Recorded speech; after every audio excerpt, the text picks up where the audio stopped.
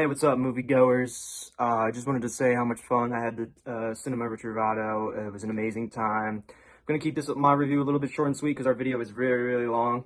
But my favorite film by far was The Searchers. I absolutely love that movie. Everything about it, the Western style, the action, the scenes, the gunslinging, all the fighting. It was an amazing film. And I really cannot thank, my group enough. People at the other end and right there, the cinema right there, for this amazing help. And our video will be a little bit longer, so I'm gonna put this at the intro, but my favorite film was Searchers, and I give it a 9.5 out of 10. So enjoy the rest of the Hello film. everyone, my name is Kevin Lynch. I am a junior media arts production major here at Millersville University. One of my favorite films that I saw at the Il Cinema Ritrovato Film Festival in Bologna, Italy was C2 Gallington Shorts, which is actually one of the first films I saw at the festival. The film was shown in the recently refurbished Cinema Modernissimo, which is now my favorite cinema actually I've ever been to, especially because it's so modern. Now back to the film. I really enjoyed seeing this, especially since I'm constantly listening to all different types of music. With Duke Ellington, I was familiar with his music and always wished to listen to more of his discography. After seeing the short films, I'm enjoying listening to more of his music now, and I've become a huge fan of his work. Going into this film, I expected it to be more like a documentary, with the short films acting like interviews throughout his career. What I got to see when it screened, however, was so much more than I could have possibly imagined. To me, the short films felt like the first iterations of the music videos we see today.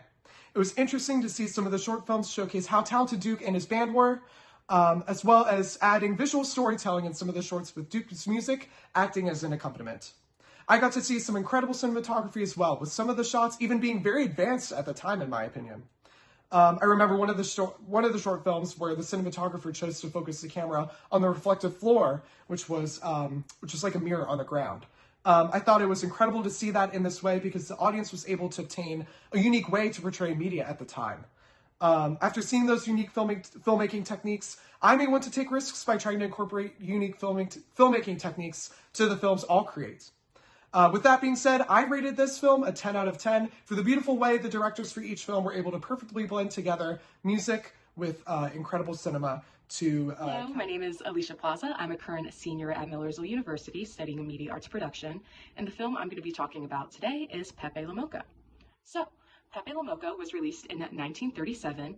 It's a French crime drama directed by Julien Duvivier, and it's a film noir starring Jean Gabin as Pepe.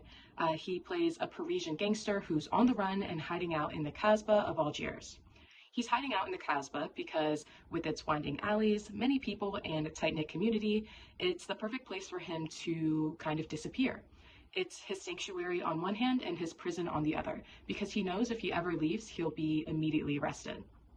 Part of the reason he knows this is because there's this character who's prevalent throughout, Inspector Slimane, who every time he sees Pepe, he basically warns him that his reign is coming to an end, his arrest is inevitable, and if he ever leaves, he will be arrested.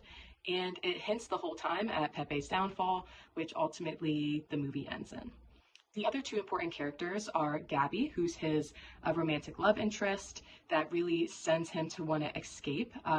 Her lavish attire and her smell, her beauty, it all reminds him of Paris, where he would rather be. And he ultimately tries to escape to go be with her. It, of course, doesn't work out, ends in tragedy, but she's a really big motivation for him trying to leave. And the third important character that I want to touch on is just the woman who lives in the Casbah. She helps Pepe at a few points, and she sings this really important song that talks about her youth, or just a youth in general, who wished to go to the United States from Paris to seek out these bigger dreams and bigger ambitions. But when they get to the United States, they realize that the streets are cold and unforgiving. They wish for the home that they once had, free meals when they were hungry, a community that cared about them. And they realized that what they wanted all along was what they always had. And that's a really big kind of theme throughout the film. As I said, the ending, spoiler alert, ends in a tragedy. Pepe finally decides to leave the Casbah to chase after Gabby and to be with her, but she never even knows that he did that. The sound of the ship leaving blocks everything out, and he's left there at the end looking at Gabby sailing away and all of his hopes and dreams sailing away. He's been caught, and the only thing left for him to do in his mind is to take his own life, and that's how the film ends. There's a lot of really amazing cinematic qualities to the film, such as the use of lighting and shadows, which is really reminiscent of the film noir genre, and also the use of framing, like tight, close-in angles like this, really make Pepe feel like he's trapped, and really make the Casbah feel like a place that's kind of sinking in on him. I would give the film a 10 out of 10 in the end and highly recommend it to anybody who's even remotely interested in film noir and older movies in general. Thank you.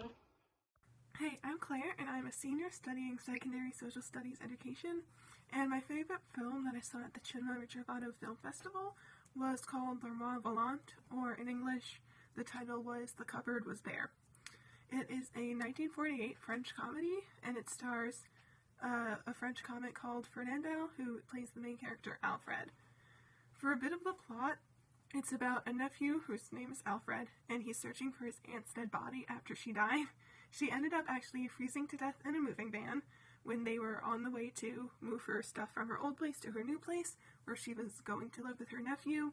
The movers get scared, they stuff her body in the wardrobe in the back and lock it, and then when they get back to the nephew's place, they tell him. And then when they head outside to grab her body, they find that the moving van with everything inside, including the wardrobe and dead body, has been stolen.